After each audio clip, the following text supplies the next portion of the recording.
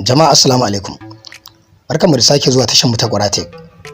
A yau na zo muku da wani bidiyo mai matukar amfani sosai.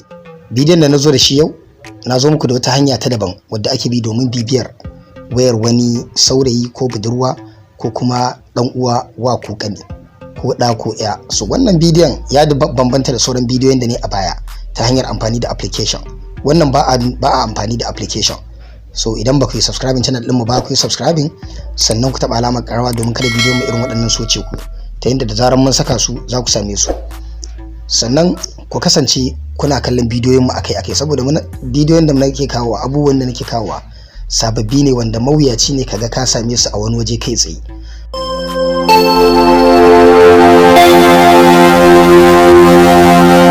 To da farko dai zaka shiga Chrome ɗinka ko browser ko wace iri. So na zaɓi na shiga Chrome.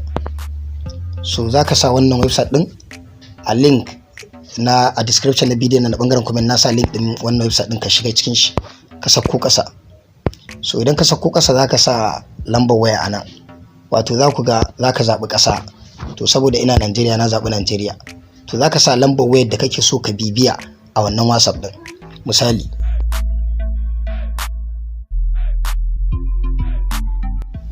to kun ga wannan lambar tana offline a yanzu, ba ta online.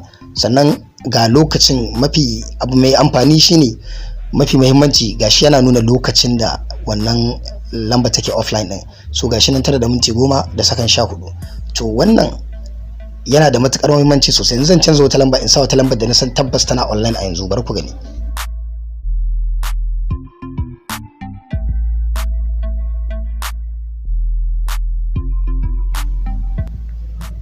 So kun ga wannan lamba tana online 9:11 da sakon 15 tana online yanzu.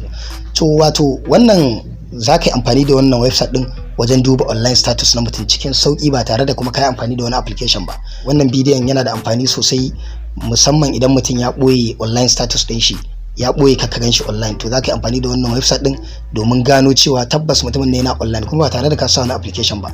Ina fata kun ji daɗin wannan bidiyon. Idan kana da tambaya ko wani ƙarin bayani, ku yi min magana a bangaren comment. Insha Allah zan ba ku amsa cikin gaggawa. Sai an jima, na gode sosai.